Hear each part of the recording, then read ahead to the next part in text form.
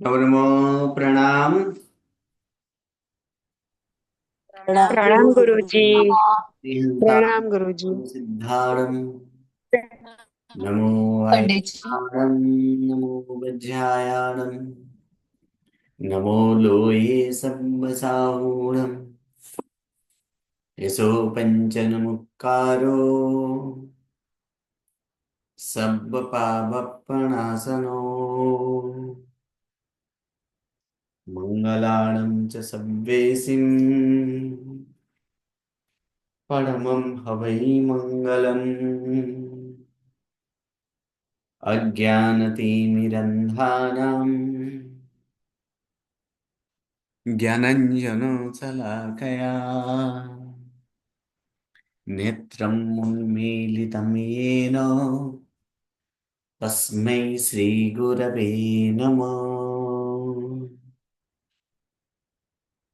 परम पूज्य प्रणाम गुरुजी। पूज्यपाद कलिकाल सर्वज्ञ हेमचंद्र सुरेश्वर जी महाराजा द्वारा विरचित सिद्ध हेम शब्दानुशासन नामक व्याकरण ग्रंथ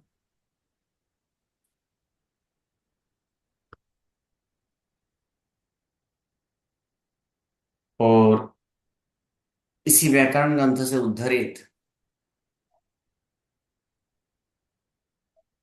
पंडित वर्य सिबलान जी द्वारा रचित हेम संस्कृत प्रवेशिका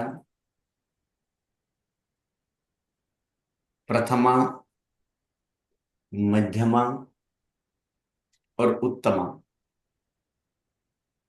ऐसे तीन विभागों से विभाजित हेम संस्कृत प्रवेशिका, जिसमें हेम संस्कृत प्रवेशिका प्रथमा हम सब ने पूर्ण किया।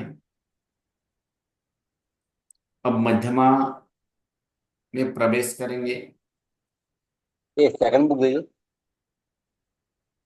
और इस मध्यमा में प्रवेश से पूर्व में प्रथम इसके पुनरावर्तन स्वरूप में ही 6 पाठ हम लोग देखेंगे। प्रथमा में कुछ नियम, जो कि नियम के आधार के उनके खुलासा, उनके स्पष्टता इस मध्यमा से होने वाले हैं। बहुत सारे खुलासा यहाँ पर होने वाले हैं।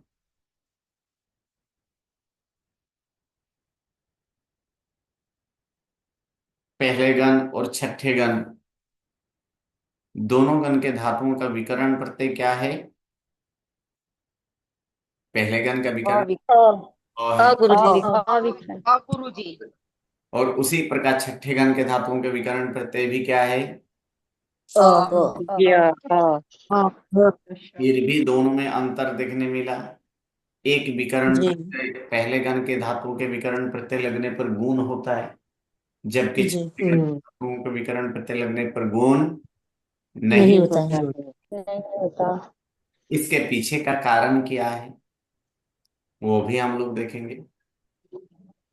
चौथे गण का धातु का विकर्ण प्रत्यय य है और कर्मणि का भी विकर्ण प्रत्यय क्या है? य यह ही है। या है। लेकिन दोनों य होने के बावजूद भी ये दोनों य में अंतर है। क्या अंतर है वो भी इस मध्यमा से हम लोग प्रथम 6 पाठ में ही इन सभी का खुलासा हो जाएगा।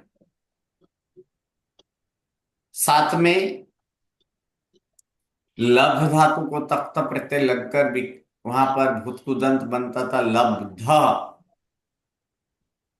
ये लब्ध कैसे बना वो भी हम लोग यहाँ पर देखेंगे।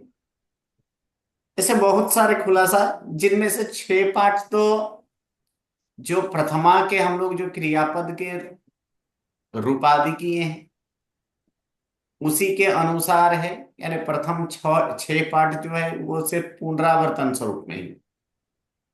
तो ऐसे नहीं समझना है कि मध्यमा अतिशय कठिन है ये भी नहीं समझना है। हम पहले पाठ से बात करते आए हैं कि संस्कृत को सिर्फ मस्तक से ये निकाल दीजिए कि संस्कृत भाषा कठिन है। अब तक जितना सीखें उसी को और आगे बढ़ाना है, क्योंकि संस्कृत में हम प्रथम ही देखे थे कि गण संस्कृत के धातुओं को अथवा धातु समुदाय, जो धातु समुदाय है उन धातु समुदाय को क्या कहा जाता है? गण कहा जाता है। और ऐसे कितने गण हैं? तो ऐसे धातुओं को 10। 10 विभाग से विभाजित किया गया, यानी उसका 10 समूह बनाया गया, यानी 10 गण है। और इन 10 गणों में अभी मात्र और मात्र कितने गण सीखे? 4 ही गण सीखे। 4। उसी प्रकार संस्कृत भाषा में ऐसे काल मुख्य तो 3 ही हैं: वर्तमान, भूत और भविष्य। भविष्य। ऐसे 3 ही काल है। फिर भी संस्कृत में भूतकाल के 3 भेद हैं, भविष्य काल के 2 भेद हैं, इत्यादि, जो देखकर कुछ विधि वाला वाक्य है, कुछ अज्ञात वाक्य है। तो ऐसे संस्कृत भाषा में देखा जाए तो वो काल को कितने विभाग से विभाजित किए हैं? 10 विभाग से। वहां पर 10 प्रकार के काल बताए, और इन 10 कालों में प्रथमा में सिर्फ कितने काल सीखे? 4 ही काल। एक वर्तमाना, दूसरा ह्यस्तनी, तीसरा विद्यत, और चतुर्था आज्ञा। ये 4 ही काल सीखे। बाकी 6 काल के रूप, बाकी 6 काल के रूप किस प्रकार के होते हैं वो देखें। उससे भी कि जो प्रत्यय हम लोग लगाते थे उन पारंभ में उनको ही देखेंगे कि प्रत्यय में भी अंतर आपको दिखने मिलेगा। और ये अंतर क्यों है, उसका मूल प्रत्यय क्या है, हम लोग तो सिर्फ वहां पर जो प्रथमा के जो प्रत्यय है, उसी प्रत्यय को याद किए, लेकिन उनका मूल मूल स्वरूप प्रत्यय क्या है उसको भी यहाँ पर हम लोग देखेंगे। तब मध्यमा में बहुत तार्किक अनुसार इन सबको सिद्ध किया गया है। अब इस मध्यमा के प्रारंभ करने से पहले मंगलाचरण के स्वरूप में हम लोग 3 नवकार का स्मरण करेंगे। हर कोई 3 नवकार स्मरण करे। नमो अरिहंताणं, नमो सिद्धाणं, नमो आयर्याणं, नमो वज्झायाणं, नमो लोये सब्बसाहूणं, यशो पंचनमुक्कारो सब्बपापप्रणाशनं, मंगलाणं च परमं वै मंगलम्। नमो अरिहंताणं, नमो सिद्धाणं, नमो आयर्याणं, नमो वज्झायाणं, नमो लोये सब्बसाहूणं, यशो पंचनमुक्कारो सब्बपापप्रणाशनं, मंगलाणं च सब्बेसिं परमं भवे मंगलम्। नमो अरिहंताणं, नमो सिद्धाणं, नमो आयर्याणं, नमो वज्झायाणं, नमो लोये सब्बसाहूणं, यशो पंचनमुक्कारो सब्बपापप्रणाशनं, मंगलाणं च सब्बेसिं परमो भवै मंगलम्। अर्हमित्यमक्षरं ब्रह्म वाचकं परमेष्ठिन सिद्धचक्रस्य सद्बीजं सर्वतः प्रणिदध्महे। अर्हम इति अक्षरम ब्रह्मवाचकम परमेष्ठिन सिद्धचक्रस्य सद्बीजम सर्वतः प्रणिदध्महे। प्रणिदध्महे अर्थात हम लोग ध्यान करते हैं, हम सब ध्यान करते हैं। किस प्रकार से? तो सर्वतः, सभी प्रकार से। किसका ध्यान करते हैं? तो यहां पर कहा गया अक्षर, अक्षरम, अक्षर का। कौन से अक्षर? तो अरहम इति अक्षरम, अरहम नामक जो इस प्रकार का जो अक्षर है उस अक्षर का हम लोग ध्यान करें। वह अक्षर के क्या क्या कैसे हैं, किस प्रकार का वो अक्षर है? तो ब्रह्म, ब्रह्म स्वरूप ये अरहम है। साथ में तो यहां पर कहा गया है कि परमेष्ठिनः वाचकम, यानी परमेष्ठि का वाचक स्वरूप, मुख्य स्वरूप में। साथ में क्या है, फिर कैसे हैं, तो सिद्ध चक्रस्य सद्बीजम, सत बीज, सम्यक प्रकार के बीज स्वरूप। किसके हैं सम्यक बीज, तो श्री सिद्ध चक्रस्य, श्री सिद्ध चक्र भगवंत के सद्बीज समान ऐसे अरहम नामक जो अक्षर है, उस अक्षर का हम सब ध्यान करते हैं। यहाँ मंगलाचरण स्वरूप में परमेष्ठि का नाम स्वरूप यहाँ पर नमस्कार किया गया, और इसी परमेष्ठि का नमस्कार स्वरूप मंगलाचरण से मंगल आचरण स्वरूप ऐसे ग्रंथ के प्रारंभ करते हैं, जो कि मंगलाचरण विघ्न नाशक होता है। किसी भी प्रकार के विघ्न जो है, चाहे वो मानसिक हो, वाचिक हो, कायिक हो, किसी भी प्रकार का हो, दिखता हुआ हो, नहीं दिखता हुआ हो, बाह्य हो, अभ्यंतर हो, इन सभी प्रकार के जो विघ्न है, उस विघ्न को हरने वाला एकमात्र ये मंगलाचरण होता है। और इसी प्रकार से आप सभी का ये प्रथमा पूर्ण हुआ, इसके आनंद तो है ही, साथ साथ में आज के दिन, कौन से दिन है आज, आज तिथि कौन सी है, पांचम ज्ञान पांचम। पंचमी है। पांचम। तो पांचम है। इस ऐसे ज्ञान देवानुयोग या तो योगानुयोग के कारण आज प्रारंभ करने की तिथि भी शुभ तिथि है, पंचमी तिथि। और पंचमी तिथि ये ज्ञान के लिए माना जाता है, और ज्ञान के लिए ये माना गया, ये तिथि श्रेष्ठ तिथि है। तो इस पंचमी तिथि में भी हम लोग इस मध्यमा के प्रारंभ करेंगे। और सर्वप्रथम जैसे कि हम लोग देखें कि 10 गण हैं, इन 10 गणों को भी 3 विभाग से विभाजित किया गया है। प्रथम विभाग जो कि हम लोग प्रथमा में सीख चुके हैं कि प्रथम विभाग में 4 गण आते हैं, और वो 4 गण है, पहला गण, चतुर्थ गण, षष्ठम गण और दसम गण। दूसरे विभाग में और 4 गण आएंगे, पांचवा गण, सातवां गण, आठवां गण और नौवां गण। लेकिन जब हम इसका सीखेंगे, अभ्यास करेंगे, तो सातवां गण को अंत में सीखेंगे, अर्थात पांचवा, आठवां, नौवां और सातवां गण सीखेंगे। और तीसरा विभाग ऐसे है कि जिसमें सिर्फ 2 ही गण है, गण नंबर 2 और गण नंबर 3, अर्थात दूसरे और तीसरे गण। इसके पीछे कारण भी है कि प्रथम विभाग में जो 4 गण हैं,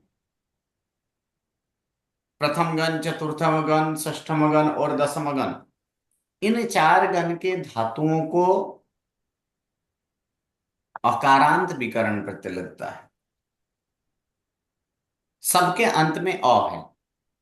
जैसे प्रथम गण के धातुओं को कौन से विकरण प्रत्यय लगा था, अ है ही, उसमें वो खुद मूल स्वरूप में अ है।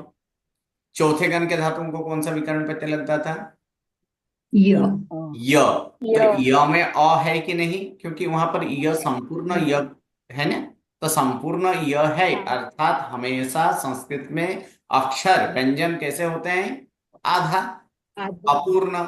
जबकि यहाँ पर संपूर्ण य है, अर्थात य में अ है कि नहीं, य में अ का सम्मिलित है। इसलिए य जिसके अंत में हो, अ जिसके अंत में हो, उसे क्या कहा जाता है, अकारांत। इसलिए य में अ है, इसलिए ये भी क्या कहलाएगा, अकारांत है। छठे गण के धातुओं को अ ही लगाते थे, और 10वें गण के धातुओं को भी तो प्रथम गण की तरह अविकरण प्रत्यय ही लगता था। यानी ये चारों चार गण जो है, ये चारों चार गण के धातुओं को अकारांत विकरण प्रत्यय लगते हैं, इसलिए इसका एक विभाग किया गया है।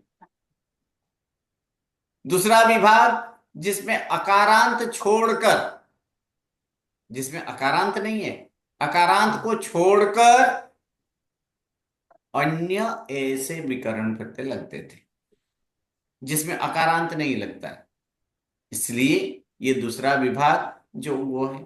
और तीसरा विभाग ऐसे है जिसमें विकरण प्रत्यय ही नहीं लगता है। और तीसरा विभाग में कौन कौन से गण है? दूसरा और दूसरे तीसरा। तो दूसरा गण और तीसरा गण के धातुओं को विकरण प्रत्यय ही नहीं लगता है। इस प्रकार से तीन स्टेप में इस, या तो तीन विभाग से विभाजित किया गया इन 10 गणों को। उनमें सर्वप्रथम जो हम लोग देख चुके हैं उसी में कुछ विशेषता यहां पर देखेंगे। हर एक गण के धातु पाठ में तो प्रधातु जो है उस नाम से उस गण को जाना जाता है। जैसे कि पहले गण के धातु पाठ में सर्वप्रथम धातु है भू, और भू जिसके आदि में हो, इसी कारण पहले गण के धातुओं को भ्वादि धातु कहा जाता है, भ्वादि गण कहा जाता है। क्या कहा जाएगा? भ्वादि। आदि। भ्वादि, तो भ्वादि कैसे बना? तो भ जिस भू जिसके आदि में हो, तो अश्व स्वर के नियम से ऊ का क्या होता है? वह होता है कि नहीं? इसीलिए ये क्या हुआ है? भ्वादि हुआ है, ये भ्वादि गण। और इसमें भी हम लोग देखे थे पहले गण के धातुओं जो है वो दो प्रकार के, ऐसे तो 3 प्रकार के धातु हैं। कुछ हर एक गण में धातु 3 प्रकार के, कुछ धातु परस्मैपदी होते हैं, तो कुछ धातु आत्मनेपदी, और कुछ धातु कैसे होते हैं? उभयपदी। और परस्मैपदी धातु को कौन से विकरण, कौन से प्रत्यय लगते हैं? परस्मैपदी के प्रत्यय। आत्मनेपदी धातु को आत्मनेपदी का प्रत्यय। और उभयपदी धातु हो तो वहां पर दोनों तरह के प्रत्यय लगते हैं, दोनों अर्थात प्रत्यय परस्मैपदी के भी प्रत्यय लगते हैं और साथ और में आत्मनेपदी आत्मने। के भी प्रत्यय लगते हैं, इसलिए उसको उभयपदी कहा गया है। उभय शब्द का अर्थ हम लोग देखे थे, उभय शब्द का अर्थ क्या होता है? दोनों। दोनों दोनों। इसलिए दोनों को सूचित करने वाला जो है, इसलिए वो ऐसे पद वो उभयपदी, और इसलिए उभयपदी धातुओं को दोनों प्रकार के प्रत्यय अर्थात परस्मैपदी के भी प्रत्यय और आत्मनेपदी के भी प्रत्यय। हम लोग काल देखें, वर्तमान काल, हस्तन काल, विद्यर जिसको पंचमी कहा जाता है, और सप्तमी जिसे सप्तमी कहा जाता है, और अज्ञात जिसे क्या कहा जाता है? पंचमी कहा जाता है।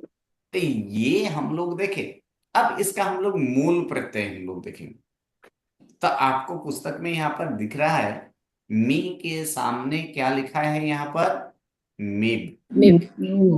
ये ब्रैकेट में जो है कि ब्रैकेट में भी यहाँ पर दिया गया है। अब प्रत्यय जो हम लोग याद किए थे, मी बस मस सी थस थ ती तस अंति, फिर आत्मनेपदी में क्या याद किए थे? ए वहे महे से, इथे ध्वे ते, इते अंते, ऐसे ही याद किए थे ना। अब इसको थोड़ा बदलना है। अब इस प्रकार से याद करना है, मी मिब बस मस सी सिप थस थ ती तिप तस अंति, ए वहे महे से अथे ध्वे ते अथे अंति। लेकिन हम फिर से वही पुरानी पद्धति के अनुसार ही याद करेंगे। कैसे याद किया गया था उस समय? उत्तम पुरुष एक वचने पुरुष भी, एक वचन में उत्तम पुरुष द्विवचने बस, उत्तम पुरुष बहुवचने मस। पद्धति तो वही रखेंगे, लेकिन जो प्रत्यय है वो प्रत्यय को इस मूल प्रत्यय के साथ याद रखना है। यानी क्या करेंगे यहाँ पर? किस प्रकार? तो उत्तम पुरुष एक वचने में, उत्तम पुरुष द्विवचने बस, उत्तम पुरुष बहुवचने मस,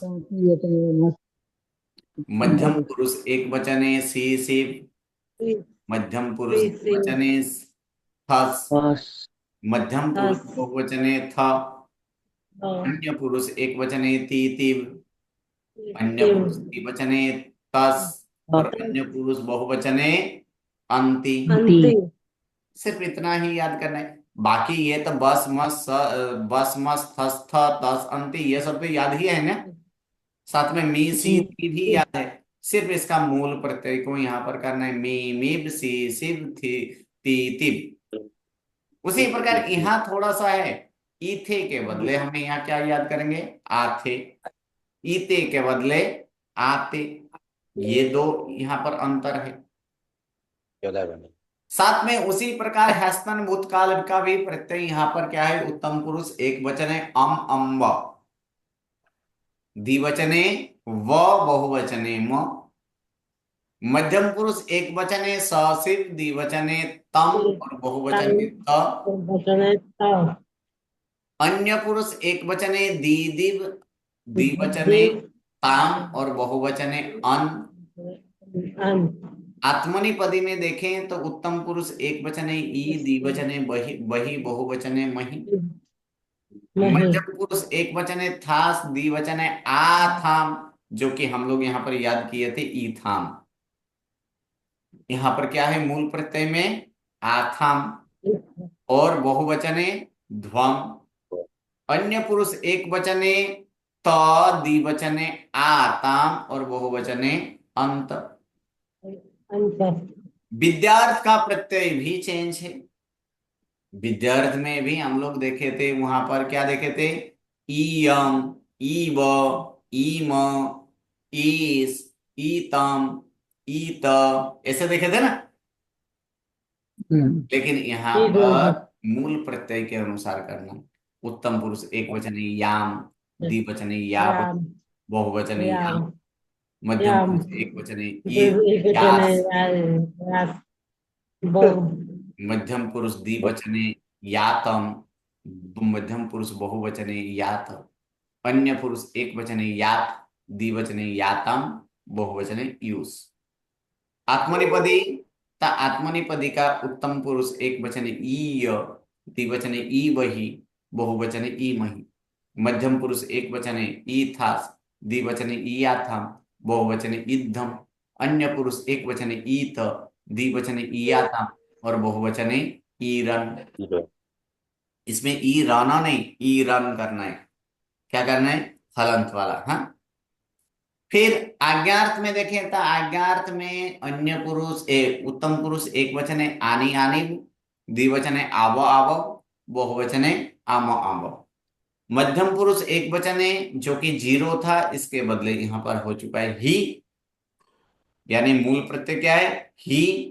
द्विवचन है तम बहुवचन है तम। अन्य पुरुष एक वचन है तू तुम द्विवचन है ताम और बहुवचन है अंत।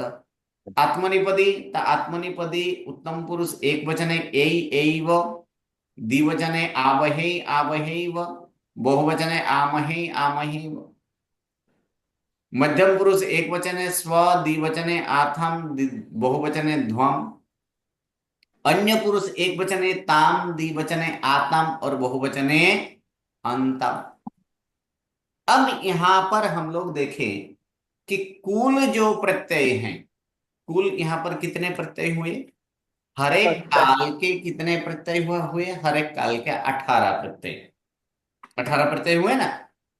परस्मैपदी के 9 और आत्मनेपदी के 9। ऐसे 9 9 मिलाकर कितने हुए? 18।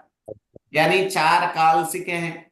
तो 18 इंटू 4 कितना होगा? 72 होगा। 72। यानी 72 प्रत्यय। तो इन 72 प्रत्ययों में सर्वप्रथम यहां पर बात कर लेते हैं कि ये क्या है। जो जो कि हम लोग प्रथमा में भी एक बार बात किए थे इसके, कि जो कि प्रयोजन हेतु नहीं आता है, जिसका प्रयोजन वहां पर नहीं होता है, वो सिर्फ मूल प्रत्यय के साथ जुड़ा हुआ होता है। जितना अंश प्रयोजन में नहीं आता है उसे क्या, जो निकल जाता है उसे क्या कहा जाता है? ईथ कहते हैं। उसे ईथ कहते हैं। अब यहां पर मूल प्रत्यय देखिए, यहां पर मूल प्रत्यय क्या है? मी मी। मी मी प्रयोजन में कितना आ रहा है?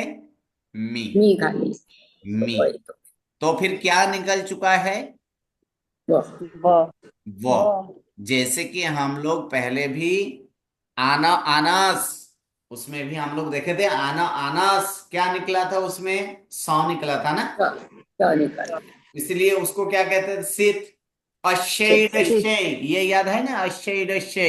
जी जी गुरुजी डी डी उसमें से क्या निकला था, डी डॉ ड निकला था, इसलिए उसे क्या कहते थे, डित कहते थे ना। दिट दिट प्रत्यय जी दिट तो प्रत्यय इनमें इन सब में वो निकल जाए तो उसे क्या कहा, उसे क्या कहा जाएगा, विथ विथ विथ बीत व कह जाए, हाँ बीत का यहाँ पर बीत कहलाएगा, क्योंकि वो का क्या हुआ है, वो का ईत हुआ है, ईच हुआ वो ईत हो चुका है, इसलिए वो प्लस ईत अर्थात क्या होगा, ये प्रत्यय बीत। विथ तो ऐसे जितने भी यहाँ पर वो निकलता है उन सारे प्रत्ययों को क्या कहा जाएगा, बीत प्रत्यय कहा जाएगा। जिसमें से वो निकल जाए उसे क्या कहा जाए, उसे क्या कहलाएगा, बीत प्रत्यय।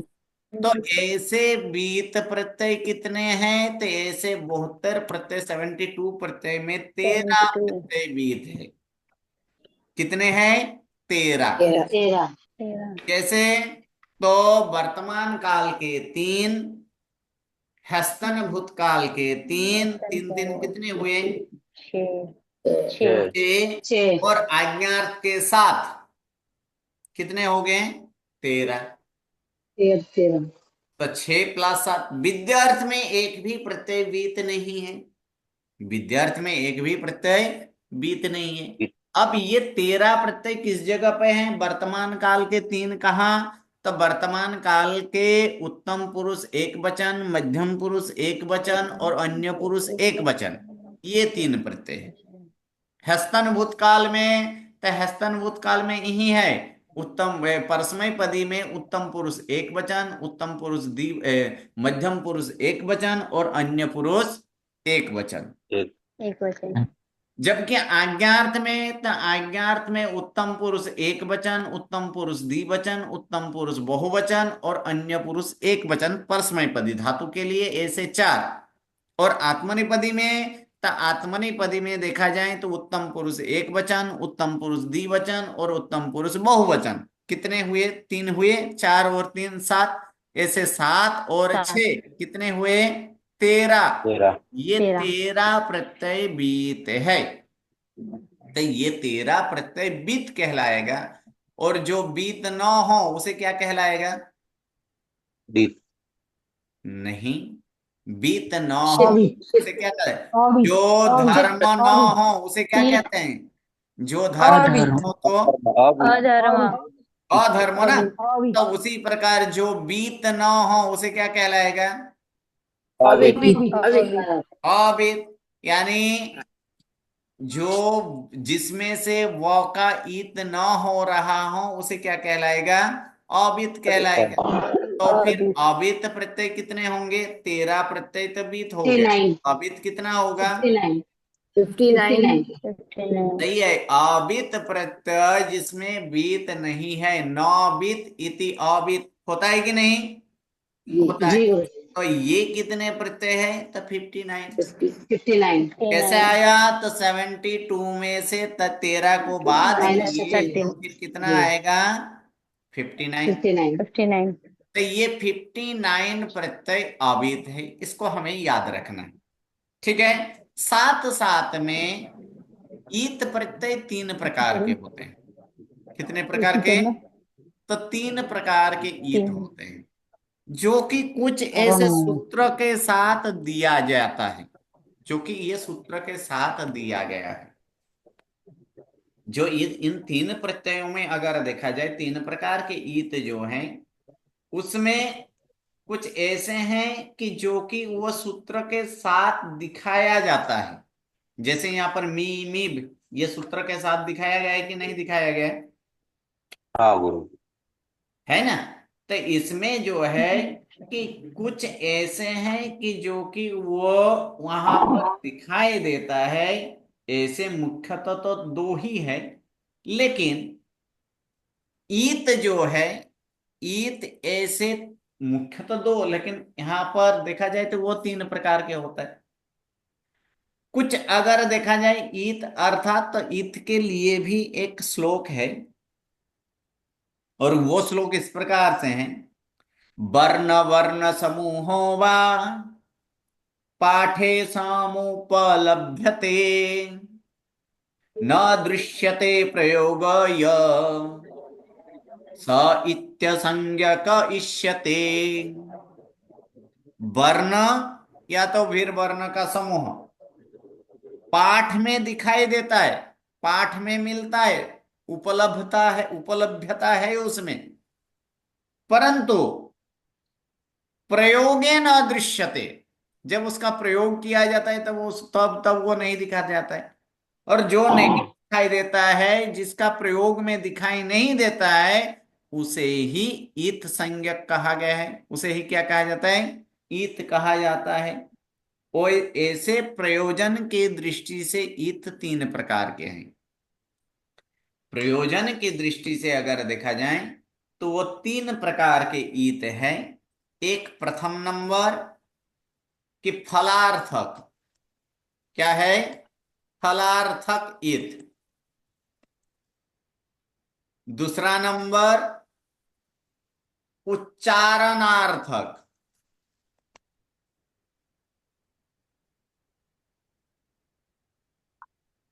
तीसरा नंबर कि व्यावर्तक। ये तीन प्रकार के प्रयोग की दृष्टि में ना, प्रयोजन की दृष्टि से ये तीन प्रकार के ईत होते हैं।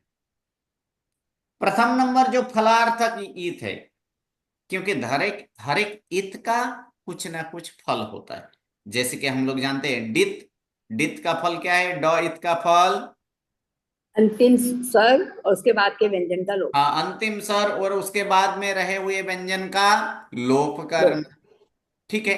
कित, कित में क ईत का फल क्या है? अभी आने वाला है। क ईत हाँ, का कभी भी फल गुण ये होगा। है कि उसमें तो गुण या गुण होता भी है। नहीं होती है। जी। फिर एक णित प्रत्यय है जिसमें अणा का ईत होता है। तो णित प्रत्यय का फल है कि वृद्धि वृद्धि होती है। करना। तो ऐसे जो कि फल को दिखाता है, जिसमें फल दिखाता है, ऐसे फल को सूचित करने वाला जो ईत है उसे कौन सा ईत कहा जाएगा? फलार्थक ईत। नाटक।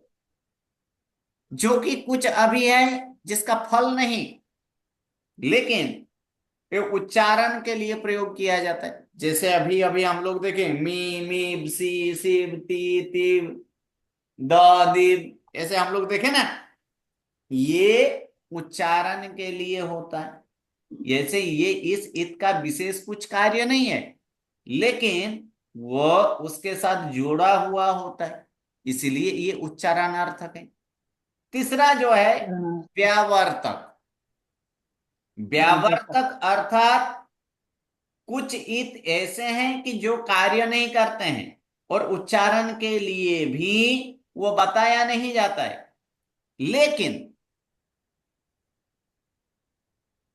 दोनों को अलग करने के लिए, अर्थात दोनों को एक दूसरे से अलग करने के लिए ऐसे इत का प्रयोग किया जाता है। कैसे? तो अभी अभी हम लोग देखे थे, पहले गण के धातु का विकर्ण प्रत्यय क्या है? अ। और छठे गण के धातु का विकर्ण प्रत्यय अ।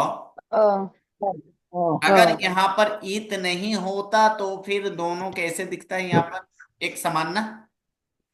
देखिए अब हाँ। ये पहला गण का विकर्ण प्रत्यय है सब। जब क्या है? सब। और छठे गण का विकर्ण प्रत्यय है सब। दोनों में अंतर आया कि नहीं? है तो ना, लेकिन इन दोनों में अंतर दिख रहा है। एक में सब है और दूसरे में है। उसी प्रकार का बहुत सारे हैं। ई ईट ई ईत ईणी। ई जो है, ई भी अनेक प्रकार के होते हैं। कहीं वो टीथ प्रत्यय होता है, कहीं वो ऐसे ई इत अगर देखा जाए उसमें तो उसमें त प्रत्यय होता है, तो उसमें तो का ईत हुआ होता है।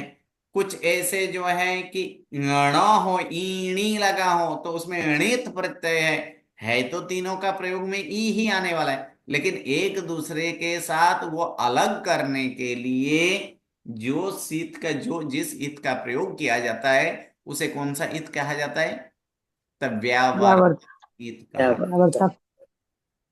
और विधान की दृष्टि से अगर देखा जाए तो विधान की दृष्टि से दो प्रकार के ईत होते हैं। विधान के दृष्टि से दो प्रकार के ईत है। एक है प्रत्यक्ष विहित और दूसरा है सूत्र विहित। ये दो प्रकार की ईत है, एक प्रत्यक्ष विहित और दूसरा सूत्र विहित। प्रत्यक्ष विहित अर्थात जिसमें प्रत्यय धातु इत्यादि में जो प्रत्यक्ष बताया गया है, जैसे मी मीब यहां पर बताया गया है कि नहीं? है कि नहीं? मी मीब, सी सिब, ती तिब इत्यादि है। उसी प्रकार अश्य डश्य है वहां पर, तो अश्य डश्य। आना अनास है वहां पर, तो है अत शत्रु। ये सब में भी ईत सामने वहां पर प्रत्यक्ष दिखाई देता है कि नहीं? तो जिसमें जी। प्रत्यक्ष दिखाई देता हो ऐसे ईत को कौन सा ईत कहा जाता है? प्रत्यक्ष विहित कहा जाता है।